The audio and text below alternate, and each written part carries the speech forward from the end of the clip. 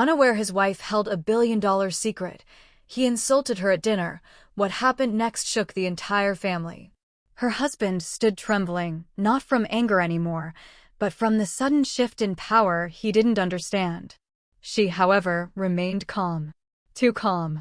Her fingers brushed lightly against the edge of the table.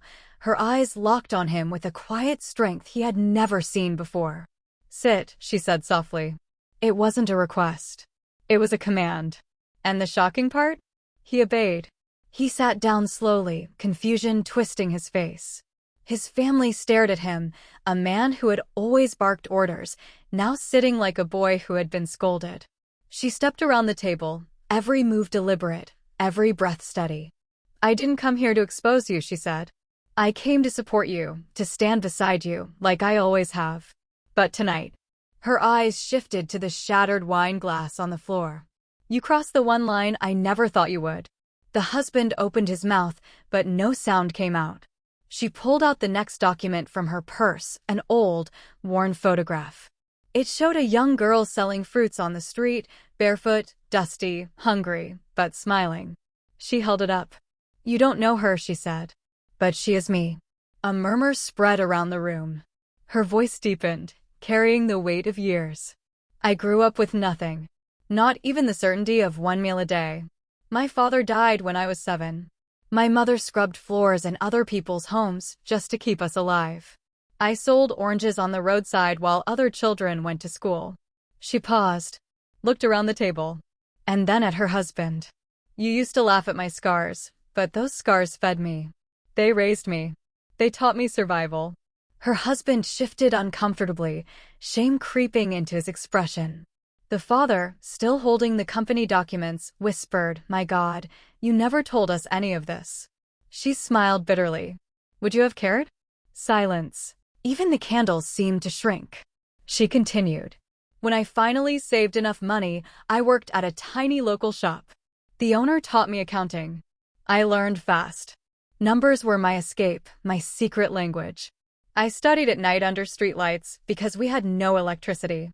Her eyes softened at the memory. "People laughed at me, said education was wasted on a girl with no future.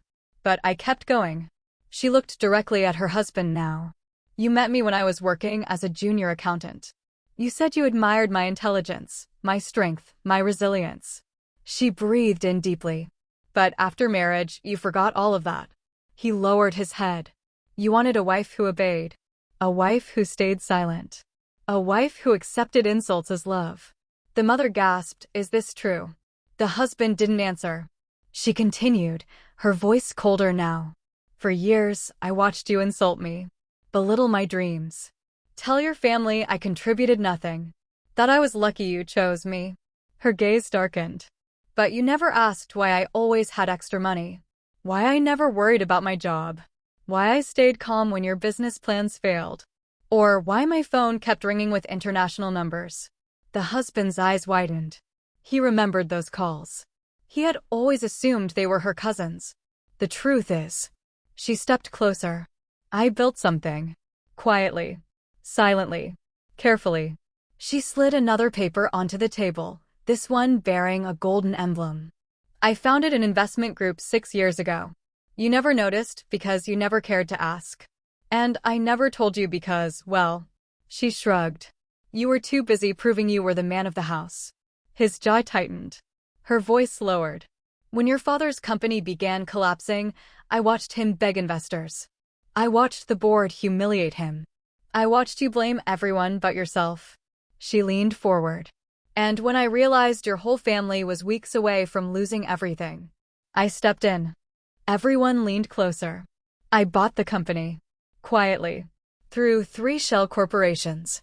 No one knew. Not even the board." The father clutched his chest. "You saved us." She nodded. "I didn't buy it to control you. Or to show power. I bought it to protect this family. To protect you." Her voice trembled slightly for the first time. "But tonight, when you called me useless, when you humiliated me in front of everyone, I finally understood something." She stood tall. "You were never ashamed of my background. You were ashamed of my strength." Her husband shook his head rapidly. No, no, I wasn't. Don't lie now, she cut in sharply. You insulted me because you thought I was beneath you. Because you believed I had nothing. Because you thought I needed you. She took back the folder from his father. But now, you realize the truth. She looked around the room, her voice suddenly thunderous. I am the woman who owns your lifeline. The father stood up, tears in his eyes. My child, please, forgive us. She looked at him gently. You were never the problem, sir. She turned back to her husband. He was. The husband's chest heaved. His voice cracked. Why didn't you tell me? Why hide this from me? She laughed softly, but there was no joy in it. I hid nothing. You simply never cared to look. That sentence sliced deeper than any insult he had thrown at her. She stepped back, her voice calm again. I didn't reveal this to destroy you. I revealed it because tonight, you destroyed the last piece of respect I had for you. The room trembled with her words. And then she said the line that silenced even the beating hearts. Let the truth be known. I never needed this family. But this family desperately needed me. She turned toward the door, walking away, leaving them all sinking in the reality of who she truly was. The room remained frozen as she stepped out. Not the same woman who walked in, but the woman she had always been. The billionaire nobody saw coming. The heavy wooden door closed behind her with a soft click. It was gentle, but inside the dining hall, it sounded like a thunderclap. Everyone remained frozen. The father sat trembling, the company documents still in his hand. The mother wiped silent tears. Cousins whispered among themselves. Servants stared from the corridor, unsure if they should move. And the husband? He was no longer angry. He was terrified. His chest rose and fell rapidly, his throat dry, his mind spinning as though the ground beneath him had vanished. The woman he mocked for years, the woman he belittled, the woman he controlled, was the one holding the very power his whole family depended on. He ran a shaking hand through his hair. What have I done? No one answered him. For once, his voice held no dominance, no command, no pride, only fear. His father stood up slowly, leaning heavily on his cane as he approached his son. You fool, he whispered, his voice filled with fury and heartbreak. You absolute fool.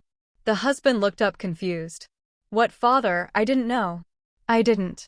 You didn't care, his father snapped. The words hit him harder than any slap could. The old man's eyes were bloodshot. He held up the documents with trembling hands. She bought my company. She saved our name. She saved everything we built.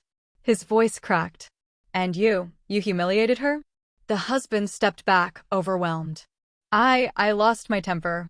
I thought. You thought she was beneath you, his mother said softly. She rarely spoke during family conflicts, but now she stepped forward, her expression filled with disappointment. All these years, I watched the way you treated her. The way you ignored her ideas. The way you shut her down whenever she tried to speak. She shook her head sadly. We warned you many times, but your ego was bigger than your love. Her words tore into him. He had always brushed off those warnings, believing she exaggerated, believing he was simply being a strong man. But now, faced with the truth, he felt smaller than he had ever felt in his life. She's my wife, he murmured, sinking into the nearest chair. I'm supposed to protect her. His mother looked at him with grief in her eyes. Yet, she protected you instead. The room grew heavy with silence. One cousin finally whispered. She hid all this because she didn't trust him. Those words stung. The husband buried his face in his hands. I need to talk to her, he choked out. I need to apologize. I need to fix this. But his father slammed his cane on the floor. And what will you say? That you're sorry you insulted a billionaire? Or sorry you never saw the woman behind the wealth? The husband froze. He didn't have an answer. His father shook his head in disgust. You may have lost her tonight, the old man said. And if she leaves, understand this clearly. He pointed at the documents. We lose everything with her. The words sliced through him like a blade. He jumped to his feet, panic overtaking him. No, he cried. I won't let her walk away. She's my wife. That's the problem, his mother interrupted sharply. You remember she is your wife only when you fear losing something. He felt tears rising. He rarely cried, but now he couldn't stop them. Where did she go? He whispered. She needs space, the mother said. And you need humility. Meanwhile, outside the house, she stood near the garden fountain, her arms wrapped around herself.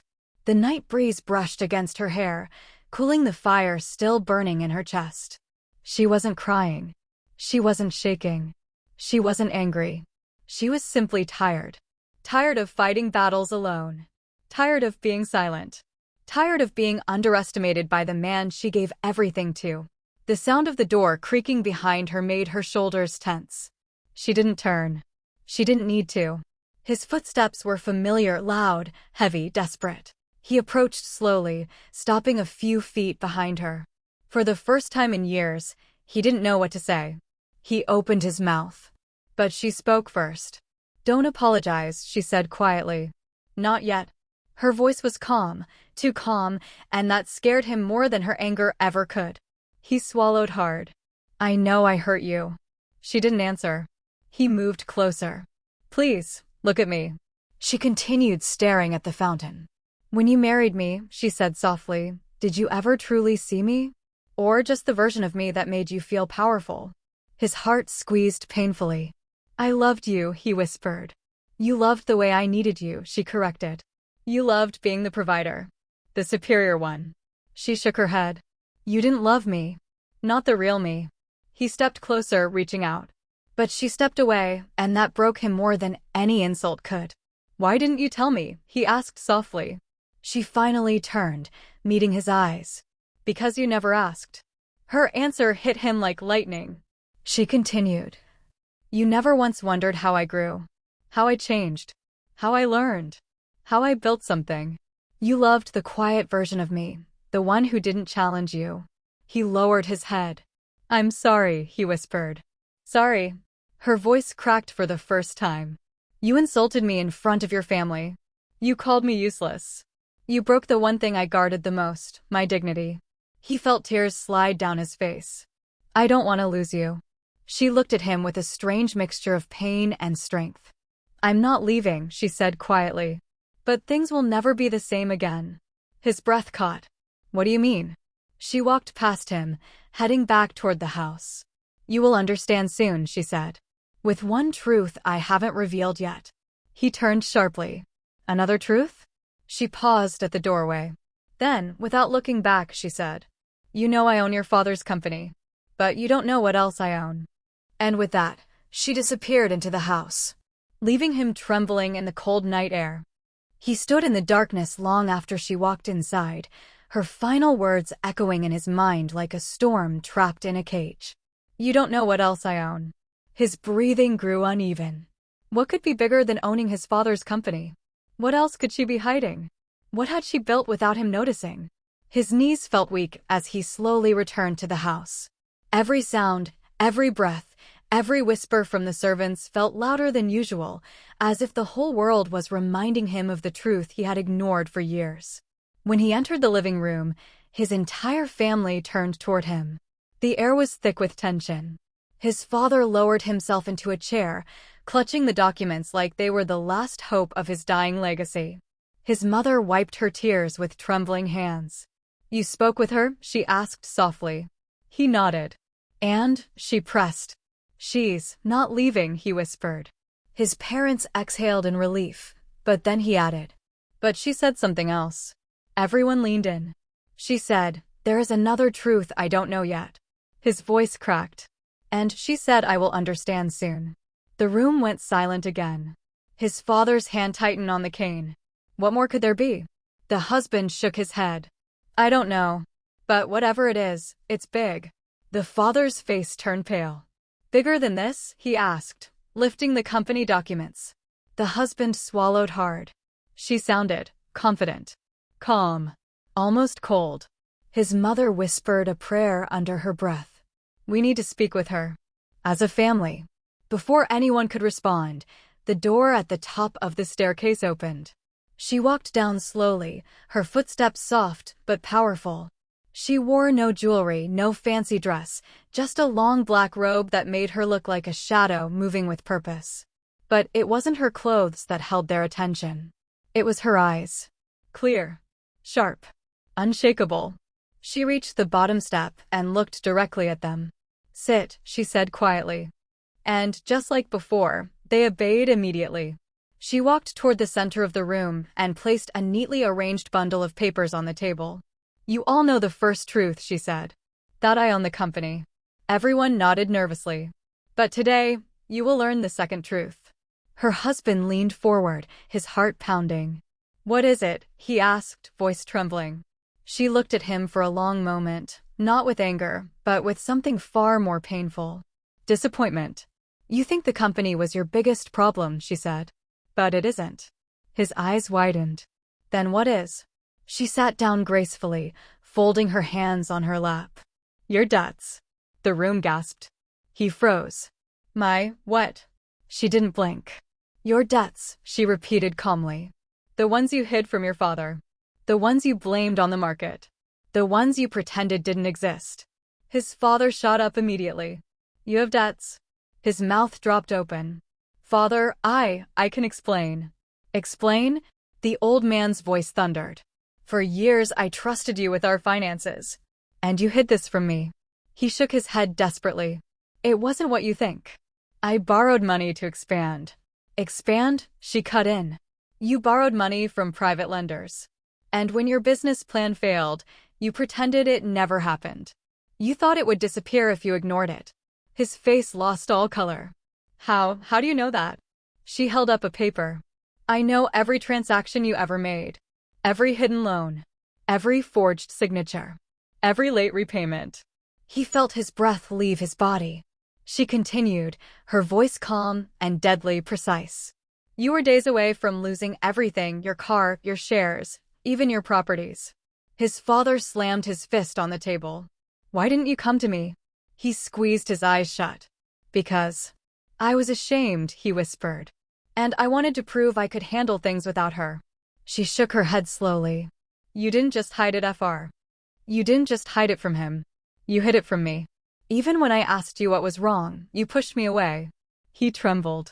"I didn't want you to think I was weak." Her voice lowered. "But you thought I was weak. That's the problem." Tears filled his eyes. "I was wrong." "You were blind," she corrected softly. The second secret revealed. She slid another paper onto the table, this one stamped with a crest none of them recognized. "What is this?" the father asked. She took a deep breath. "This is the ownership certificate of a financial institution." They looked confused. She continued. "To pay off his debts. To protect your family name. To stop the lenders who were ready to take your assets." She paused, then said, "I bought the lending company too." The room erupted into shock. His mother covered her mouth. His father nearly dropped his cane. The husband felt his heart stop. You what?" She nodded. "Every debt you owe. Every loan you hid. Every signature. Every interest penalty." She leaned forward. "They all belong to me now." He felt sweat drip down his back. You own the company that owns my debt?" She looked him straight in the eye. "I own everything you have been running from." He staggered back, almost tripping over the carpet. His father turned to her, shaking. "You mean, we don't owe anything to outsiders?" "No," she said softly. "You owe everything to me." His mother whispered, "Why didn't you tell us?" She looked down sadly. "Because I didn't want him to feel small. I wanted him to feel safe, supported, respected." His heart shattered at those words. He looked at her desperately. "You saved my father. You saved me. You saved everything we have." His voice broke. "And I treated you like nothing." She didn't respond. Her silence was heavier than any scream. He took a step closer. What do you want from me now?" Her answer came slowly, cold, calm, final. "Not your money. Not your apology. Not your fear." She raised her eyes to meet his. "I want the dignity you stole from me returned." And before he could speak, she stood up. "Tomorrow," she said, "you will learn the third truth." He froze. "There's a third." She nodded. "A truth that will change everything you think you know about me. And about this marriage." Then she walked away, leaving him shaking, broken, terrified, and desperate to know what the third truth could be. Power doesn't roar. Sometimes, it just quietly walks into the room and everyone feels it. The morning the transfer was finalized, something inside her shifted forever. She stood on the rooftop of the tallest tower in the city, the wind pushing her hair back as she stared down at the world she once felt too small for. Now the city looked different, not like a battlefield, but like a kingdom. Her kingdom. Her phone buzzed. Transfer approved. You now hold 62% ownership. She exhaled slowly, a breath that carried years of insults, nights of suffocation, days of humiliation, and a marriage that had taught her everything except love. She typed a simple message back to Mr. Rias. It's time. The first board meeting with her as the silent majority shareholder was scheduled for 6 p.m. But there was one more thing she needed to do before stepping into her new throne. She drove to the old Market Street, the place where she used to hide whenever her husband's anger became unbearable. The street where she had once sold her handmade sketches just to feel alive. The street where the first spark of self-worth had existed long before she lost herself in marriage. She parked her car and sat for a moment. Her hands rested on the steering wheel. Her eyes closed. And she remembered. The night he had told her she was nothing. The night he said she was a burden. The night he threw the plate and it shattered at her feet. The same sound she heard in her heart. She opened her eyes slowly. That version of her had died long ago. She stepped out of the car and walked down the crowded lane. Some of the shopkeepers recognized her immediately. She smiled politely. They had no idea who she had become. And that anonymity felt peaceful. Because she wasn't here for applause. She was here to take one last look at the place where she started. Before she stepped into the place she had earned. At exactly 5:35 p.m., she returned to her car and began driving toward the corporate district. The city lights flickered across the windshield. Every passing street sign felt like a chapter closing behind her. When the building came into view, the towering headquarters her husband's father had built decades ago, her heart thudded once. Not from fear. From destiny. As she walked in, employees rushed past her with files, laptops, headsets, and frantic energy, unaware that the woman walking quietly through the glass doors now owned everything above their heads. The receptionist didn't even look up. "Ma'am, guests are entering from the boardroom side." "I know," she said calmly. When the elevator doors slid open and she stepped inside, her reflection stared back at her from the steel walls. No fear. No hesitation. No trembling hands. She had become her own shield. The elevator chimed at the top floor. And that was when she heard it. Her father-in-law's voice roaring through the corridor. "Where's this investor? If they back out last minute, our entire project collapses." She paused. His desperation echoed through the hallway like thunder. The same man who once looked down at her, dismissed her, treated her like she was invisible, was now drowning in the consequences of his own decisions. The boardroom door opened from the inside, and her husband stormed out. He was on the phone shouting, "I don't care who they are, find out. We need that investor. Without them, everything falls apart." He ended the call with a frustrated growl. Then he saw her. His eyes narrowed. "What are you doing here?" She simply looked at him. Calm. Cold. Unshaken. "You should go inside," she said softly. "Oh," he smirked. "And why would I listen to you?" She didn't reply. She didn't need to. Because right then, Mr. Rias appeared behind her. "Madam, everyone is waiting for you. The board won't start without the majority shareholder." Her husband blinked. His smirk evaporated. His face turned pale. What did he just say?" She walked past him without a word. He grabbed her arm. "Stop. What's going on?" She pulled her hand away. Firmly. Easily. With a confidence he had never seen in her. "You'll know in 5 minutes." When she stepped into the boardroom, every man in expensive suits shot to their feet. Her father-in-law froze mid-sentence. The room fell silent. She placed her folder on the table. Her voice steady, commanding, and razor-sharp. "Gentlemen, let's begin." The father-in-law asked the question everyone else was too afraid to voice. Why are you leading this meeting? Mr. Riaz stepped forward and placed the transfer documents on the table. Because she is the new majority shareholder, he said. The room gasped. The father-in-law stumbled back. And her husband, standing in the doorway, felt his entire universe collapse. She took her seat at the head of the table. The same place where he had once humiliated her. Now she owned the building. Owned the company. Owned the empire. The shift of power was complete. But she wasn't here for revenge. Not yet. That would come in the next part. Tonight, she was simply claiming her throne. For a full 10 seconds, no one in the boardroom moved, breathed, or blinked. The only sound was the slow ticking of the antique wall clock, a clock that had witnessed decades of this family's power, only to now witness its collapse.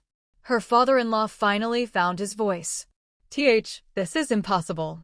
How did you acquire the shares? Who gave you this authority? She looked at him calmly. You did, she said softly. He froze. The entire room froze. What do you mean I did? He whispered. She opened her file, pulled out 2 documents, and placed them on the table. The signatures, she said. Are yours? He leaned forward, confusion turning to shock. These were from when we were seeking foreign investment. I didn't know. You signed the rights away to an unnamed investor, she continued. That unnamed investor was me. Her husband stumbled into the room, breathing hard. That's a lie. Father, she's manipulating everything. She doesn't have the brain to pull off something like this. And that was when she finally turned her eyes to him. Cold. Sharp. Unshakably controlled. I didn't have the brain, she said. No. I just grew one, because you forced me to. He clenched his fists. I never forced you. You're the one who. She cut him off. Don't lie in front of your father. Not today. The board members began whispering among themselves. Her husband tried again, louder. You recorded every little mistake I made and used it against me. Her lips curled into a faint smile. Recorded? Unaware your betrayal was recorded, not by me, but by you. He froze. What? She reached into her purse and placed a small flash drive on the table. Then another. Then another. Each click echoed like a heartbeat. The father-in-law frowned. What is this? She turned the laptop toward him, clicked a file, and pressed play. And then, the room filled with his voice. Her husband's voice. Cruel, violent. Mocking. Recordings of the nights he shouted at her. Recordings of the insults he threw at her. Recordings of the threats he whispered when he thought she was too weak to speak up. But the worst recording was yet to come. She clicked the next file. His voice came out again, but this time drunk, careless, unaware. Father doesn't know half the money I stole from the company. I'll cover it up before he finds out. That woman? She won't say anything. She's too scared. The father-in-law's face turned white. The board members gasped. Her husband's knees nearly buckled. That's edited, he shouted. It's fake. This is all fake. She looked at him like he was a stranger. You're the one who connected your phone to the home speakers while drunk, she said. Everything played on the system. Everything was saved automatically in the home cloud. She paused. You recorded your destruction, yourself. He shook his head wildly. This can't be happening. Father, believe me. But his father stood up furious. You stole from this company. You lied to me. Her husband collapsed onto a chair. It was temporary. I was going to return it. I just needed time. No, she said quietly. You needed control. Control over me. Control over this family. Control over power. Tears filled his eyes, not from guilt, but from fear of losing everything. She closed the laptop gently. I didn't come here to ruin you, she said. I came here to save myself. The boardroom fell silent again. Then, the father-in-law asked the question no one expected. What do you want in return? She stood. Her voice was steady, but not cold. She had never been cruel, only truthful. I want freedom, she said. I want my life back. I want nothing from your son, not his money, not his name, not his home. Her husband looked up in shock. You're leaving me? She nodded. Yes. A long time ago. This is just the moment I finally say it out loud. He grabbed the edge of the table, his voice breaking. You can't leave me. Everyone will think I failed. Everyone will blame me. They won't need to think, she replied. They'll just see. She walked to the door, but paused. Then, without turning, she delivered the final line that shattered him completely. You didn't lose me today. You lost me the first time you made me feel small. She walked out. The boardroom doors closed slowly behind her. And for the first time in years, she felt light, free, alive. As she stepped into the elevator, her phone buzzed. A message from Mr. Riaz. Your new office is ready. Congratulations. She smiled. Not a victorious smile, but the soft smile of someone who finally understands their own worth. The elevator descended. Her new life had begun. This was her story. How a silent woman became unstoppable.